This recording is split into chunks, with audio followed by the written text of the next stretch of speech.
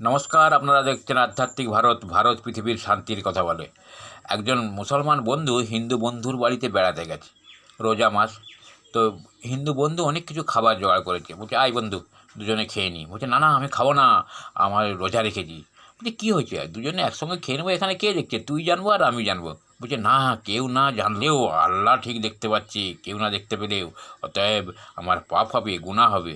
যে তাই নাকি, আল্লাহ তাআলা সবই দেখতে পায়? বলছে, হ্যাঁ, কোনো কাজই, খারাপ কাজ ভালো কাজ সব আল্লাহ দেখতে পায়। বলছে, তাহলে তুই যখন মিথ্যা কথা বলিস আল্লাহ দেখতে পায়? বলছে, হ্যাঁ, তুই তাহলে মিথ্যা কথা বলিস নি, কাচুমাচু করছে।